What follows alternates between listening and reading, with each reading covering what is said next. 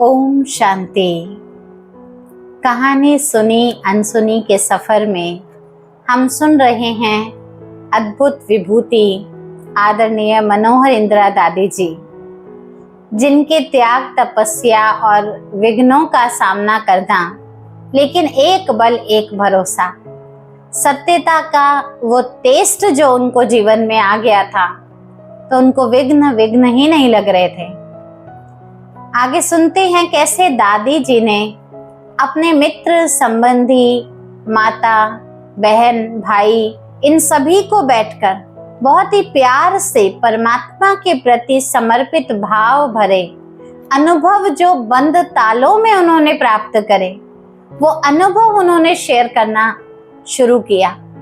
और उन अनुभवों को सुनकर उनके माता, भाई, बहन और कुछ मित्र, संबंधी जैसे बहुत बल प्राप्त कर रहे थे, और उसी बल के आधार पर सभी को प्यार से, कोई भी कटाक्ष नहीं करना, किसी का तिरस्कार नहीं किया, किसी के साथ अपशब्दों का व्यवहार नहीं किया, लेकिन जो अनुभव थे, जो वो लगन थी, उस लगन के बल से दादी ने एक एक को समझाकर आखिर अपने बंधनों को काटा और अपने विघ्नों को पार कर लिया। और एक दिन ऐसा भी आया, खुशी खुशी परिवार वालों ने उनको स्वीकृति पत्र लिख कर दे दिया कि हम अपनी बच्ची को ये ईश्वरीय विश्वविद्यालय में दाखिला दे रहे हैं, जाने की अनुमति करा रहे हैं। आखिर मेरा दाखिला उस विद्यालय में हो गया। मैं 1936 में आई थी। सन 1937 से ओम मंडली में मैं समर्पित हो गई थी। इसके बाद हमने बाबा को प्रैक्टिकल रूप में देखा था। अब सोचिए, ये जो सफर था विघ्नों को पार करने का, बंधनों को सहने का, वो सफर शिव बाबा का ब्रह्मा बाबा के तन में आकर कैसे बच्चों को पालना देते हैं, इन आंखों से तब तक देखा नहीं था। देखा 37 में आने के बाद, लेकिन सिर्फ वो जो एक दृश्य देखा था, ओम मंडली का कुछ भाई बहन, स्त्री पुरुष बैठे हैं और ओम ध्वनि लगाकर प्रभु प्रेम का आनंद ले रहे हैं। और जो उन्होंने कोर्स में सीखा था, मैं आत्मा हूँ और मैं शांत स्वरूप हूँ, उस आनंद की शक्ति, वो जो बल था, उससे उन्होंने इतने विघ्न पार कर लिए। और जब बाबा को प्रैक्टिकल में देखा, तो पहले तो दादी बता रही है, मैं सिर्फ सत्संगी बहनों को ही देखा था। जब उनका सच्चा गीता ज्ञान उनके मुख से सुना, उनके कारण मुझे जीवन को महान बनाने की प्रेरणा प्राप्त हो गई। जब मैंने बाबा को देखा तो मुझे ऐसा लगा जैसे ये बाबा मेरा अपना बाबा है। मैं पहली बार नहीं मिल रही हूँ, ये तो इनका जैसे मेरे से कोई रिश्ता है, ऐसी अनुभूति, अपनेपन की महसूसता मुझे होने लगी। वो अपनापन जब महसूस हुआ तो बाबा के मस्तक से जैसे तेज प्रकाश ऐसा चमकता हुआ मणि की तरह मुझे आकर्षित कर रहा था। और जैसे सभी के बीच में वो बाबा खड़े हैं, और मुझे ऐसा लग रहा था मानो सारे सितारे ही सितारे हैं। जैसे आकाश में सितारे होते हैं ना, तो दादी को अनुभव हुआ वहां पर जो भी बैठे हैं वो कोई मनुष्य नहीं बैठे, वो सब सितारे बैठे हैं। और ब्रह्मा बाबा बीच में जैसे चंद्रमा की तरह, एक संपूर्ण चंद्रमा की भांति चमक रहे हैं। ऐसा अनुभव प्रतीत हुआ उनको देखकर। फिर जो बाबा की लौकिक में बेटी थी दादा लेखराज की, निर्मल शांता दादी जी, तो उनके जो ससुर थे वो एंटी ओम मंडली के लीडर थे। माना हम ओम मंडली वाले थे, तो जो उसको ऑब्जेक्ट करने वाले थे, ऑपोजिशन पार्टी जैसे कहते हैं, उसके लीडर थे। बाबा ने उस समय निर्मल शांता दादी को और मुझे दोनों को बुलाकर बोला, बच्चे ये 2 रिकॉर्ड बनाओ।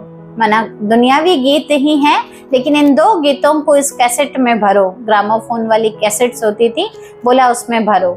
जब उसमें भरने को बोला तो वो गीत थे, एक गीत था इस पाप की दुनिया से कहीं दूर ले चल, और दूसरा गीत था इस दुनिया का धन माल छोड़कर कहाँ जा रही हो। माना जिसको अनुभव हो गया है उसको ये कोई भी कंकड़ पत्थर जैसे दिखाई दे रहे हैं, रत्न भी। तो ये दोनों गीत जैसे हमारे दिल की आवाज थी, जो बाबा ने उस कैसेट में भरवा दी थी। और फिर बाबा का इशारा सुनिए, बाबा ने कहा, बच्चे इन गीतों को सेट बनाकर अपने पेरेंट्स को सौगात में देकर आओ, गिफ्ट रूप में देकर आओ। जैसे निर्मल शांता दादी का ससुर था तो वो माता पिता रूप में पेरेंट ही है अभी, तो कहा उनको देकर आओ, मुझे भी बोला जाकर अपनी माता और उनको देकर आओ। जब निर्मल शांता दादी इस गिफ्ट को रैप करके अच्छे से रिबन वगैरह, रेड रिबन था, उससे पैकिंग करी, क्योंकि सौगात तो पैकिंग में ज्यादा पसंद आता है, तो पैक करके जैसे ही वो ससुर के पास लेकर गए तो उस समय घर में एक जादूगर आया हुआ था। समय प्रति समय जैसे एंटरटेनमेंट के लिए जादू आदि दिखाने आते हैं, तो वो आया हुआ था। जैसे ही वो उसने देखा, निर्मल शांता दादी ने ससुर को जाकर कहा, बाबा ने आपके लिए ये रिकॉर्ड भेजा है, आप इसको जरूर सुनिएगा। तो उस जादूगर को, वैसी भ्रांतियां तो घर में बहुत फैली थी, एंटी ओम मंडली पार्टी थी पहले से, तो उसने लाल रिबन जैसे उस रिकॉर्ड पर चढ़ा हुआ देखा, तो जादूगर ने कहा, खबरदार इसको कोई भी हाथ मत लगाना, जिसे और भ्रांति पैदा कर देना और वहम डालना। तो कहा नहीं नहीं, इसके अंदर जरूर कोई जादू भर कर रखा हुआ है। अब जादूगर तो खुद भी जादूगर था। अब वो जादूगर करने के लिए क्या करने लगा, जैसे लकड़ी में से कुछ निकाल देना, कहीं से पानी निकाल देना, रिबन को छोटा कर देना। अब ये तो जादू वो दिखाता ही था। तो उसने क्या बोला, उसने कहा, देखो ये लाल रिबन है ना, इसके अंदर दादा ने जादू भर कर भेजा है ताकि तुम्हारी बुद्धि भी खराब हो जाए। तो उसने कहा, आपको विश्वास नहीं होता, देखो मैं दिखाता हूँ। तो उसने क्या किया, थोड़ी देर में जादूगरी अपनी, जो उसको आती थी जादूगरी, उसने वो जादूगरी अपनाई, जबकि रिबन में कुछ था नहीं, लेकिन उसने वो जादूगरी अपनाई और अपनी जेब से जैसे एक तलवार निकाला, उस रिबन पर रखा, तो जैसे उसमें से सुराख निकली और एक आग जैसी दिखने लगी। अब वो सुराख दिखने लगी, आग की तरह वो भड़कती हुई थोड़ी सी दिखाई दी। तो कहा, देखा मैंने कहा था ना, इनके अंदर कुछ ना कुछ जादू भरा हुआ है। मैंने बोला था ये ब्रह्मा कुमारियां ना तुम्हारा घर जलाने के लिए रिकॉर्ड भेज रही थी। अब आप सोचिए, सारे परिवार को खत्म करने के लिए ब्रह्मा कुमारियों ने ये रिकॉर्ड भेजा है, और वो भी जादू में आग भर के ऐसी चीज भेजी है। अब तो आप सोचिए, ऐसा वहम अगर कोई जादूगर खुद जानने वाला ऐसी चीज डाल के भर दे और प्रत्यक्ष दिखा दे, तो अच्छा भला व्यक्ति भी समझदार भ्रमित तो हो ही जाएगा। तो वो डर गए, और डर जाने के बाद कुछ समय के बाद, जरूर है मेरे ऊपर ही बंधन आने लग गया। तो दादी बता रही है, मैंने खुद देखा निर्मल शांता को बंधन पड़ गया, जाने नहीं देने लगे। लेकिन कुछ समय के बाद जब दादी मनोहर इंदिरा जी से उनकी मुलाकात हुई, क्योंकि घर तो आना जाना रहता ही था, पड़ोस अड़ोस ही था, तो जब आए और मिलना हुआ तो बोला, ये कैसेट तो मैंने भी अपने घर में दी थी, वहां तो ऐसा कुछ नहीं हुआ, ये तो बाबा ने गीत के लिए बनवाया था, वो तो आपके घर में जादूगर आया था, उसने ऐसा कुछ दिखाया। तब उनके घर वालों को समझ में आया और वो मान गए, वो भी मनोहर इंदिरा दादी के अपने घर की कैसेट दिखाने पर और उस अनुभव को स्पष्ट करने पर। तब कहने लगा कि जादूगर तो चालाकी करके हमें भी भ्रमित करके चला गया। तब घर वालों ने माना, हम भी नहीं समझ पाए थे, हमने भी यही सोचा कि दादा हमारे साथ ऐसा क्या करेगा, हमारी तो उससे कोई दुश्मनी नहीं है।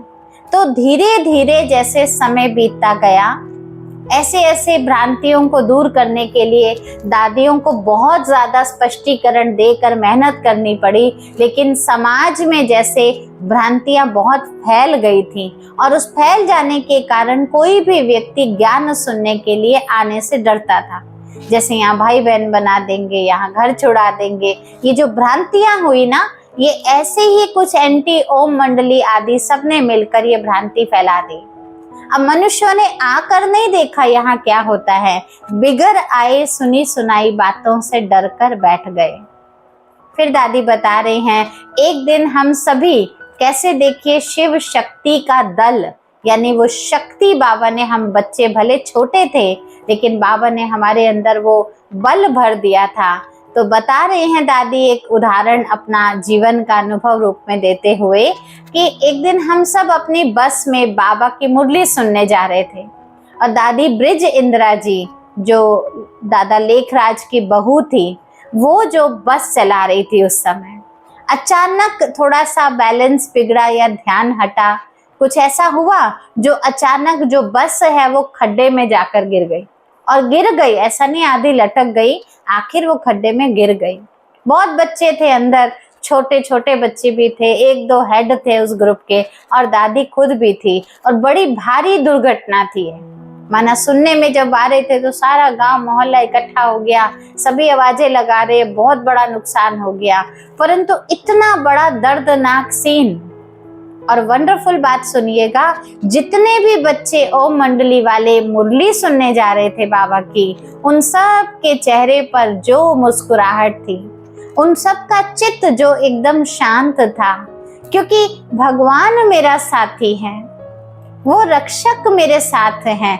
एक एक बच्चे के मुख से सिर्फ यही बात निकल रही थी। इतने लोग आसपास के जो बस में थे भी नहीं, जो गिरे भी नहीं थे, जो उस घटना कर्म कोई ग्रसित हुआ भी नहीं था, आप सोचिए बस उस घटना स्थल पर थे, वो इतना चिंतित होकर अशांति मचा रहे थे।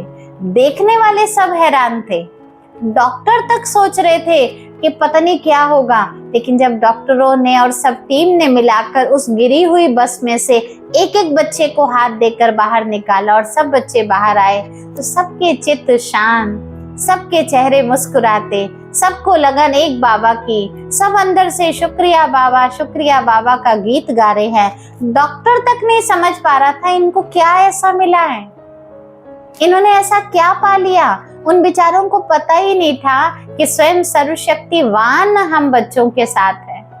इसलिए वो हैरान हो रहे थे इस बाह्य रूप की सारी स्थिति को देखकर। मन ही मन हम सब मुस्कुरा रहे थे, क्योंकि हमें मालूम था सर्वशक्तिवान कौन है। वो पूछ रहे थे तो उनको उत्तर क्या मिलता था, मैं तो ठीक हूँ। कोई भी छोटे छोटे बच्चों से पूछा, बच्चे तुम ठीक हो, देखो वहां जाने से ऐसा हो गया, नहीं मुझे तो कुछ नहीं हुआ, हम तो बिल्कुल ठीक है।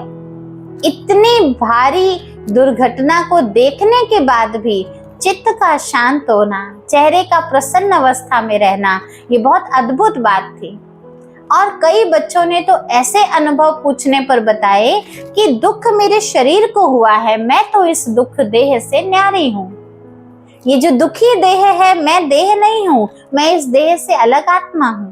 तो छोटे छोटे बच्चों की ये जो महान सहन शक्ति देखी, डॉक्टरों ने देखी, आसपास के व्यक्तियों ने देखी, वो तो जैसे दांतों तले उंगलियां दबा रहे थे।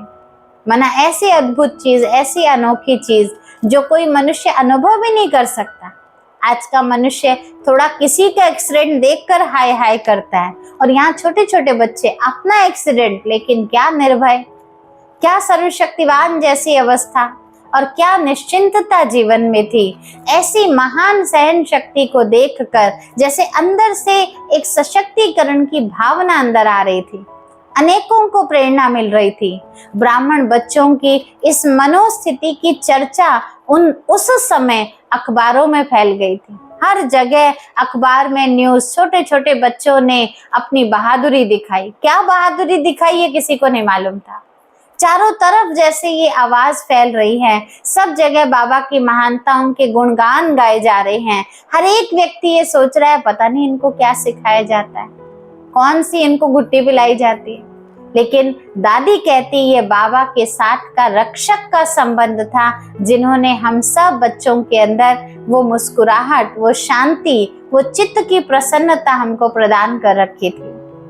फिर दादी बता रही हैं, मुझे लौकिक में भी देखो तो ईश्वरीय पढ़ाई का बहुत शौक था। पढ़ाई पढ़ना जैसे मेरा इंटरेस्ट था, और बाबा मुझे उसी इंटरेस्ट के आधार पर निबंध लिखने को देते थे। जब भी बाबा कहते थे बच्चे इस विषय पर तुम्हें लिख कर लाना है, तो सबसे पहले मैं लिख कर लेकर जाती थी, क्योंकि मुझे शौक बहुत था। इस प्रकार जैसे बाबा का होमवर्क देना और मेरा एक्यूरेट, अच्छे से अच्छा मंथन करके उसको लिख कर देना, तो ये जैसे मेरा मनन का अभ्यास बाबा ने बढ़ाते दिया। और मनन का अभ्यास ऐसे बढ़ा, जो साथ ही साथ बाबा ने हमें भाषण करना भी सिखा दिया। कहाँ बोलना है, क्या बोलना है, कैसे बोलना है, किस बात को हमें स्पष्ट करना चाहिए, बाबा की याद में रहकर बोलना है। जब किसी से बात करे तो आत्मिक दृष्टि से बोलना है। ऐसे बाबा ने हमें ताकतवर शक्ति स्वरूप बना दिया। दादी बता रही हैं, मुझे बाबा कहा करते थे ये तो ज्ञान गंगा है, ये तो शेरनी शक्ति है। ऐसे ऐसे सुंदर सुंदर शब्दों का एक तरह से बाबा जैसे बोलकर बल भर देते थे, उमंग उत्साह बढ़ा देते थे। बाबा को वो अथाह प्यार प्राप्त करके मैं सच में अपने जीवन में हर कदम पर अपने आप को आगे बढ़ता हुआ महसूस करती रही। यज्ञ में उस समय 10-12 बहनों की जैसे एक पार्टी तैयार हो गई थी। माना कहीं भी भाषण करने जाना है तो इन्होंने जाना है, कोई सेवा स्थूल रूप के कार्य की करनी है तो इन 10-12 बहनों ने करनी है, कोई कार्य ऐसा कहीं अटक गया है तो इन 10-12 बहनों को बुला लो। तो कई बार प्यार से बाबा कहते थे ये 10-12 बहनें अलग नहीं हैं, ये सब मनोहर पार्टी है। बाबा नाम भी दादी के साथ रखते थे क्योंकि मनोहर दादी एकदम लीड करके आगे ताकत भर के सबको उमंग में लगाए रखती थी सेवा में, तो उसका नाम ही यही रखा हुआ था, मनोहर पार्टी है। तो हम सभी बहनें आपस में जब मनन करती थी, नए नए टॉपिक्स बाबा की मुरली से निकालती थी, भाषण तैयार करती थी, हर प्रकार की यज्ञ सेवा करते थे, जहां भी आवश्यकता पड़ती थी तुरंत बाबा कहते थे ज्यादा नहीं सोचो, मनोहर पार्टी को भेज दो, काम हो जाएगा। इतना जैसे निश्चिंतता बाबा को भी हमारे सेवा के कर्म से थी। ये हमारा परम सौभाग्य था कि बाबा हमें हर कदम पर आगे बढ़ाते रहते थे। दादी बता रही हैं कि शुरू में हमारे संबंधी हमसे कई पूछा करते थे, जब उन्होंने हमें स्वीकृति दे दी और कहा कि जाओ तुम ये यज्ञ में जो भी सेवाएं करना चाहते हो, ऐसा जीवन जीना चाहते हो, जाओ। लेकिन पूछते थे कि यहाँ क्या सिखाते हैं, तुमने आना भी है या सारा जीवन बस पढ़ते ही रहना है। तो दादी ने अपने परिवारजनों को उनकी सेवा अर्थ क्या कहें जिससे उनकी सेवा होती रहे, और उनको एक लालसा भी दिलाती थी कि किस प्रकार हमें परमात्मा तैयार कर रहे हैं, हम आपकी सेवा में हाजिर होंगे। ऐसे कौन से अद्भुत भरे बाबा के बताए हुए श्रीमत प्रमाण आपके संबंधियों को दादी ने खुद अपने मुखारबिंद से क्या उत्तर दिए, ये हम अगले एपिसोड में सुनेंगे। आज के लिए इतना ही। ओम शांति।